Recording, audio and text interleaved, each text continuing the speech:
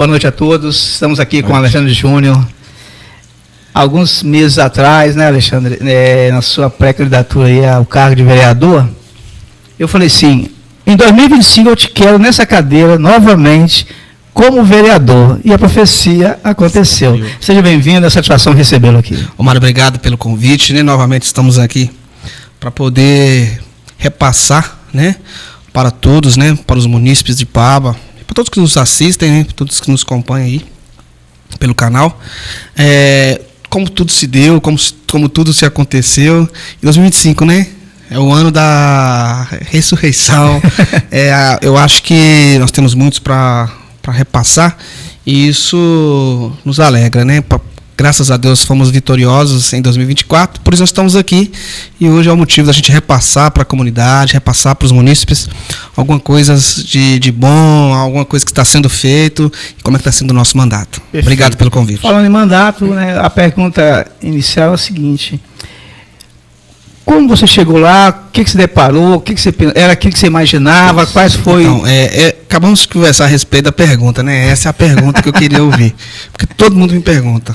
Como é que está sendo, é isso que você esperava, né? Eu acho que nos traz um pouco de realidade, porque a gente já conhecia, a gente não era vereador, mas a gente já conhecia qual que é o papel, né, essencial do legislativo, qual que é o papel essencial do vereador, que é legislar e fiscalizar.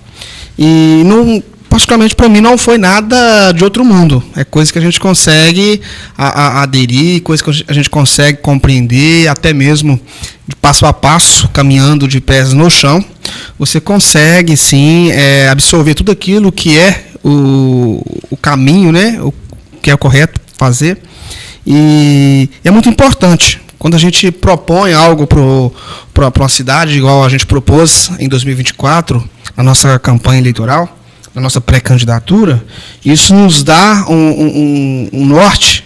Para quê? Para que possamos fazer o bem àqueles que precisam da gente, né? Os munícipes da cidade. E quando a gente lançou nossa candidatura, a gente propôs isso, né? Se voltarmos atrás a 10, 12 meses atrás, nós estávamos aqui fazendo aqui um bate-papo, né? E a gente pautou alguns projetos, a gente pautou alguns trabalhos que deveriam ser realizados pelo vereador, e isso estava no nosso plano de governo. E, particularmente, isso a gente está dando sequência, né? Porque a gente tem uma visão de que quem deve ser beneficiado não sou eu, mas sim os munícipes da cidade, né? Graças a Deus é algo bem tranquilo, não é bicho de 7 cabeças. Ser vereador precisa querer fazer para o povo, né? Legislar é uma arte muito boa, mas para aqueles que queiram, né? Justamente. Porque legislar é querer saber, né? É querer sentir o problema do outro, é acolher, é absorver as dificuldades que passa o município e passar para o prefeito, para o executivo, para que possa, de forma em conjunto, trabalhar em prol do povo. Então, para mim é algo bem tranquilo, a gente está conseguindo aderir a essa situação e, graças ao bom Deus, a gente está caminhando aí e já está no 10º mandato, no 10º mês de mandato. 10 meses. Você usou uma palavrinha, fiscalizar, né? E é uma das atribuições, né, do vereador, fiscalizar. Sim. E eu vejo muito na mídia esses profissionais ser impedido de exercer aquilo que é atribuído a ele, que é fiscalizar. Ele vai no órgão, por saúde, numa UPA da vida. Ele é proibido a entrada dele lá. E eles falam o seguinte: tem que marcar um horário. Você está fazendo esse trabalho de fiscalização nessas unidades de saúde? Como é que está sendo feito? Então, Mário, a realidade, nós podemos falar assim que hoje nós temos um trabalho de fiscalização, um trabalho bem mais tranquilo. Como eu posso dizer mais tranquilo? Fiscalizar é tranquilo? Não é. Porém, que nós temos hoje uma saúde em Ipaba, uma saúde de modelo, né? Eu sempre coloco o quê? Para uma cidade igual Ipaba, né? Uma cidade que não tem um hospital, que depende de Patinga, né? Depende de outras cidades circunvizinhas para que faça o atendimento de urgência e emergência, de caráter emergencial mesmo. Ipaba tem os UBS, né, de centro, tem os PSFs, e o trabalho é feito com excelência. Isso a gente não pode tirar o mérito do nosso município, porque a gente sabe disso, né? Agora, no quesito de fiscalização, a gente acompanha, sim, os trabalhos, né, realizados em em posto de saúde, na UBS central, né? Até mesmo com os atendimentos de marcações de exames, para que não se tenha, né, aquela situação de fura-filas. A gente tem que observar essa situação, porque eu acho que todos têm o mesmo direito. Lembrando que nós temos que dar força e vez àqueles que têm mais necessidade. Né? Eu compreendo, só mudando um pouquinho da situação, o quesito de preferência. Não tem preferência. A preferência é quem está necessitado. Né? Entre a vida e a morte, a gente tem que atender aquela pessoa que está entre a vida e a morte. É uma pessoa que pode esperar mais 2 meses para fazer um exame, e a pessoa que está ali no leito, não, vamos atender essa primeiro. Isso que a gente tem que viabilizar. Lembrando que o recurso é para todos. Todos têm esse direito. Né? A gente toma como partido os munícipes que estão sendo atendidos. Por quê? A gente parte das reclamações, a gente parte das denúncias. Né? Quando o povo está insatisfeito, ele vai procurar quem? Vereador. É aquele que representa ele. Somos nós. Né? Então, o meio de fiscalização da saúde, por exemplo, em Ipaba, eu vejo que ela é bem tranquila, porque nós temos gestores, né? Ainda mais o nosso gestor municipal hoje é um gestor comprometido com a saúde, sabendo que saúde, gente, fala que você nunca é demais. A gente precisa a todo instante. Agora, tem as fiscalizações das demais áreas, né? Nas áreas de obra, infraestrutura, nas áreas da educação, né? Como a gente vai nos discorrer aqui, acredito que vamos discorrer no assunto aqui, a gente vai chegar nesses assuntos mais calorados, mas no quesito saúde, a gente está bem amparado no nosso município a respeito, né, de uma saúde prestada com qualidade. Perfeito. Com relação, né, nós estávamos conversando sobre os seus projetos para esse ano.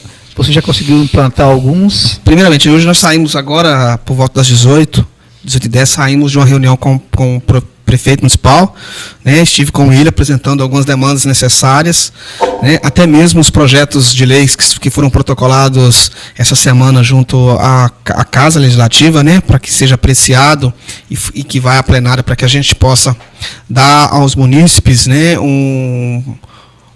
voz e vez, né? Então, tipo assim, a gente prima muito por critérios que saúde. Primeiro critério é saúde. Segundo, educação. Terceiro, infraestrutura e assim vai. Por que a gente tem esses pilares? Porque a saúde hoje, você pode ter tudo. Se não tiver saúde, você não tem nada. Então, a gente prima nisso. Não adianta você ter educação se não tiver saúde. Justamente. Certo? Não adianta você ter sua casa limpa, boa, bonita, infraestrutura perfeita, se não tem saúde. Então, primeiro é saúde. Então, a gente prima por isso, né?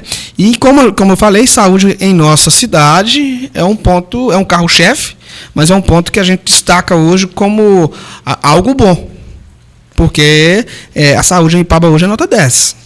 A gente não pode, apesar de, porque Ipaba é uma cidade pequena, né? Ipaba tem um corpo preparado, docente, preparado para atender a demanda da saúde, né? Até mesmo na pessoa da secretária Cleide, que ela tem empenhado um trabalho de excelência.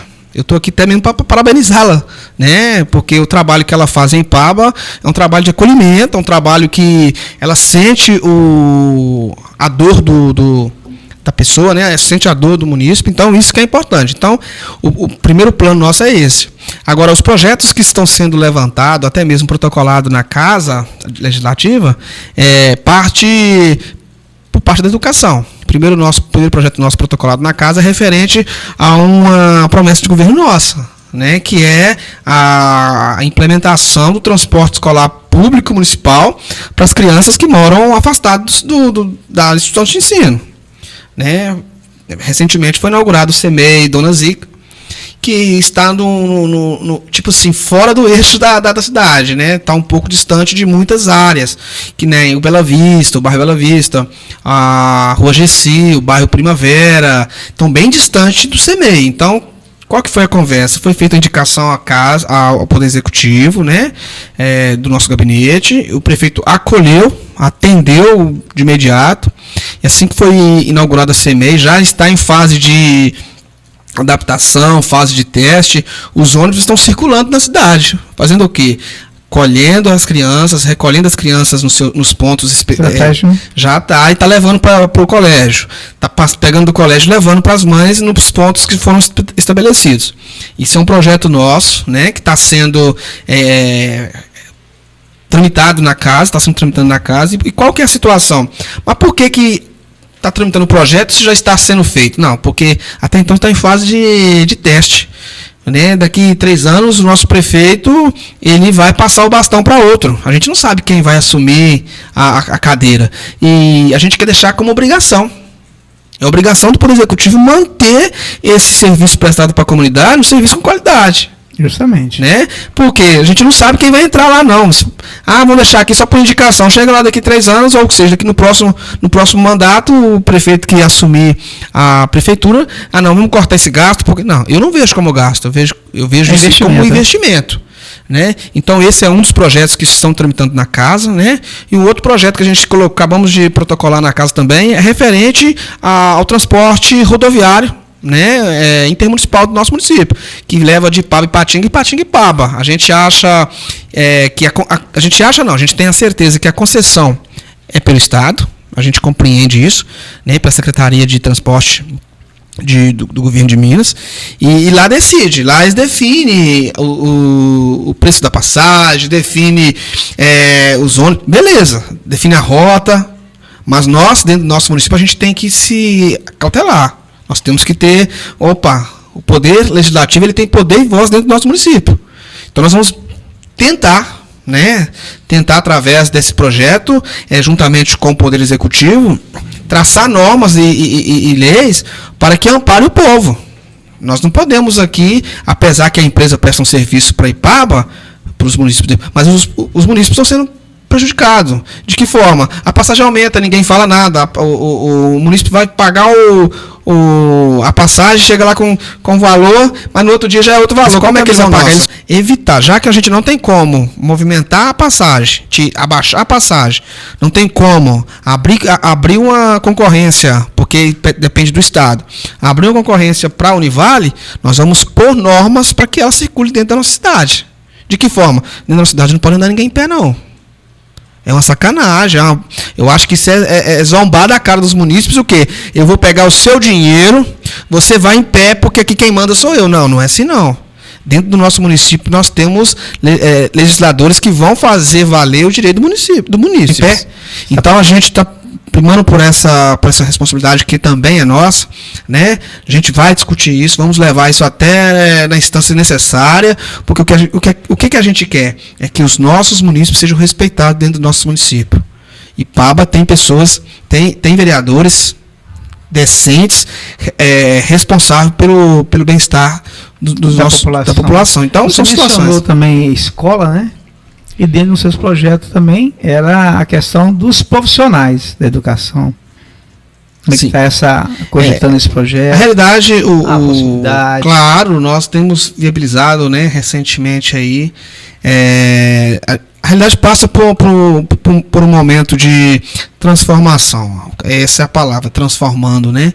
O município, na pessoa do prefeito, ele vem fazendo investimento em áreas. Recentemente, os professores receberam um aumento, né, que é o teto, que particularmente tem poucas cidades que pagam isso, né? Então, eu acho assim que o investimento, as escolas nossas estão passando por todas as reformas, todas as nossas escolas estão sendo reformadas. Quando não estão sendo reformadas, estão sendo feitas novinhas. Nós temos aí 4 escolas já em andamento, saindo do zero. E outras 2 sendo reformadas, vai ser entregue agora no final do ano, para que o próximo ano já funcione dentro da normalidade. E o que acontece? Além das escolas, além do prédio, do físico, a gente tem que trabalhar também o corpo docente, né? Ou seja, dar credibilidade, dar condição de trabalho, fornecer, querendo ou não, fornecer algo que vai atrair as crianças e os adolescentes para a escola, até mesmo porque hoje nós estamos com o ensino fundamental foi implantado, né, dentro do nosso município, e o município que está sendo responsável por isso. Então, eu acho assim que o quesito educação, quesito dentro da escola, o primeiro passo nosso é professor. né? E eu sempre falo, vou bater de frente se necessário para primeiro critério é o professor. Eu acho um absurdo as pessoas condenarem os professores como porque esse é preguiçoso. Não é preguiçoso não tem condição de trabalho. Não é o caso do nosso município. É porque eu faço, né, sempre um trabalho lá em Paba, nas escolas de Paba. Eu lembro que algum tempo atrás eu fui fazer um trabalho com esses profissionais. A pedido da direção, um trabalho de motivação. Por quê? Invadiram a escola, botaram fogo na escola, botaram fogo na biblioteca e depredaram tudo. Aí estavam com a autoestima lá embaixo. Quer dizer, o índice de violência está muito grande nas escolas. Sim. Professores sendo afastados, problemas emocionais, depressivos, devido a quê? À indisciplina. Que é a ausência dos pais, a omissão dos pais, a terceirização da educação dos filhos.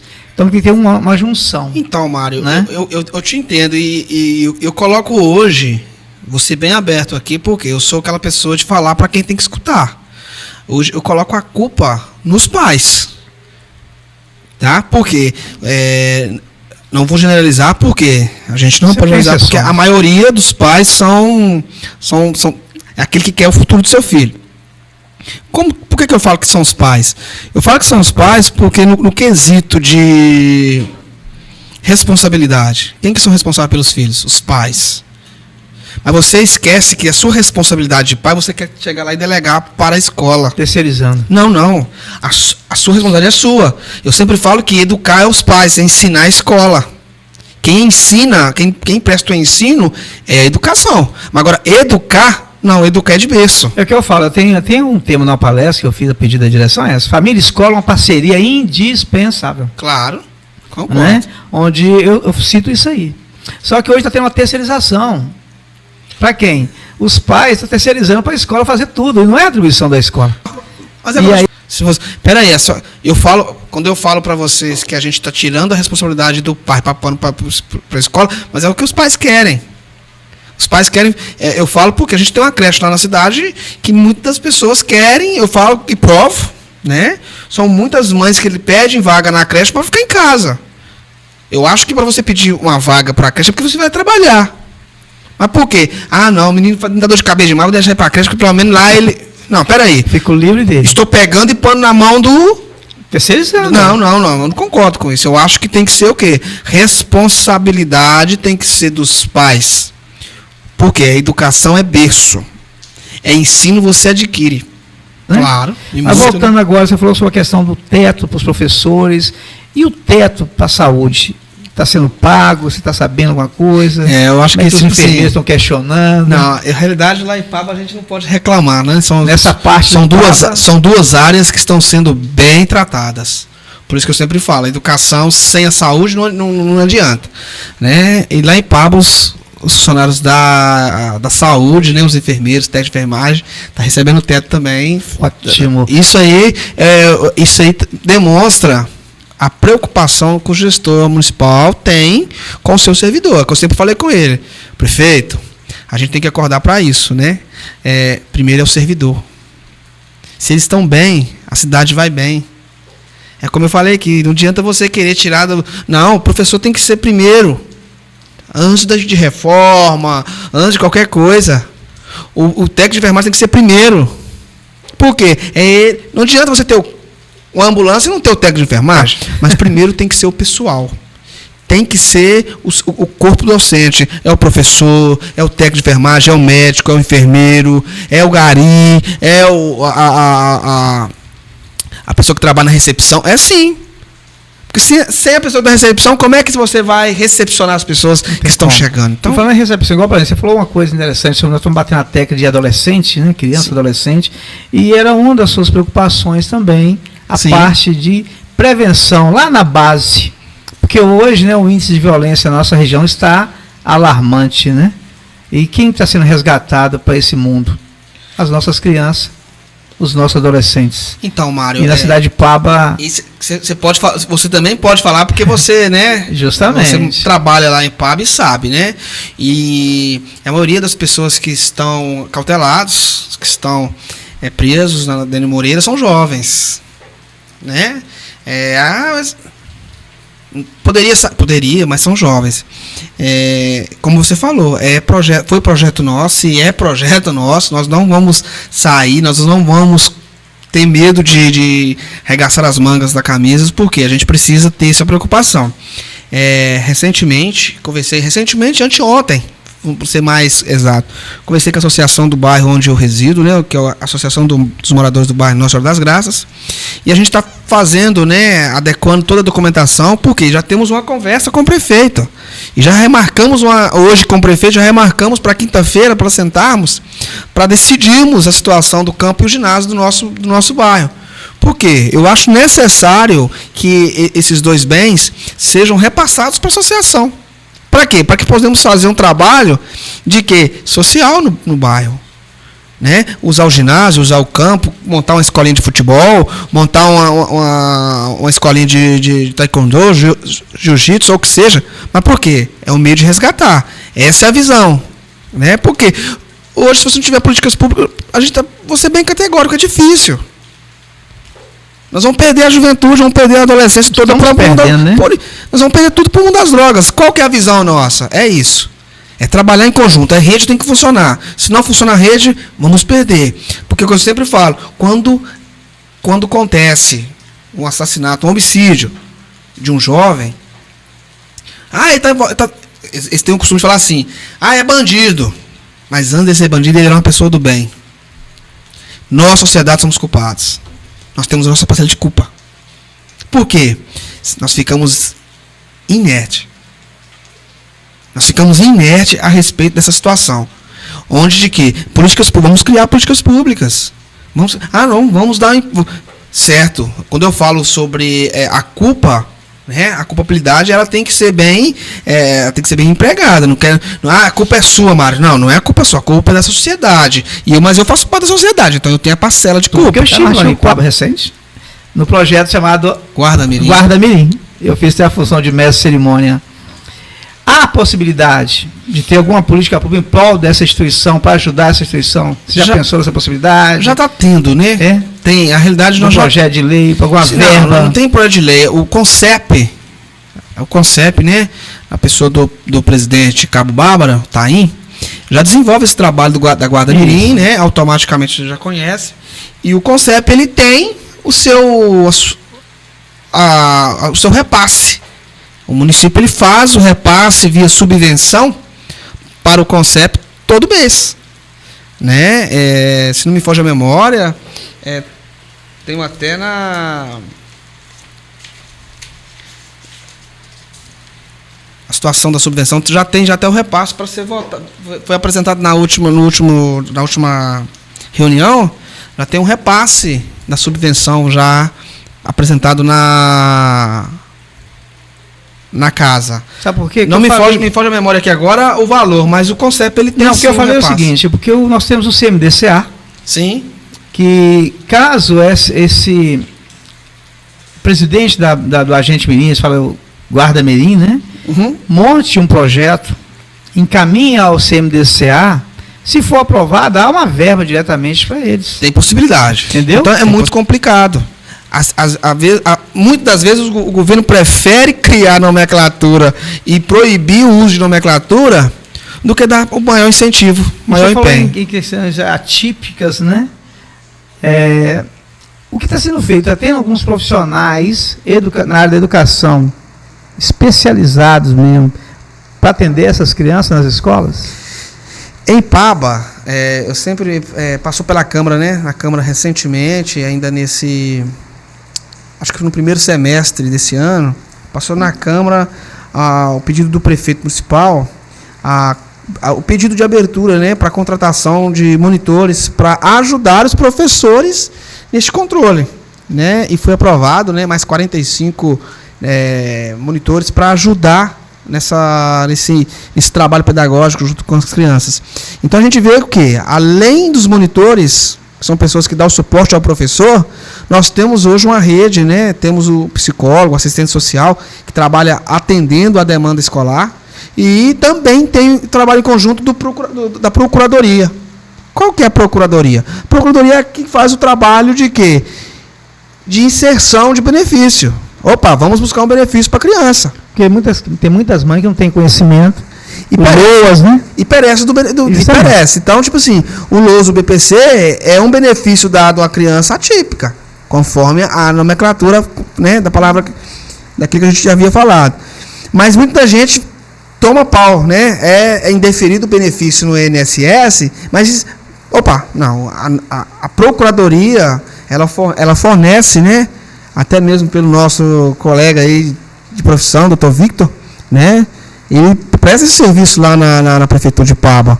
O CAC também presta esse serviço, né? A pessoa da Neide, da doutora Jaqueline, né? E eu também, como advogado, também, a gente, na medida do possível, a gente orienta e auxilia naquilo que pode. Mas Ipaba tem, essa rede funciona. Outro ponto interessante que nós estamos observando aí, né? Que é o uso excessivo da droga nas cidades menores, que tem menos policiamento, está um caos. E nossa cidade aqui não foge à regra. Foge não. Esse trabalho lá com o pessoal do CAPS, como é que está sendo feito? Então, está funcionando, como você mesmo fala, né? Na realidade, o caso de drogas é um caso de saúde, né? Como todo mundo sabe, é saúde pública.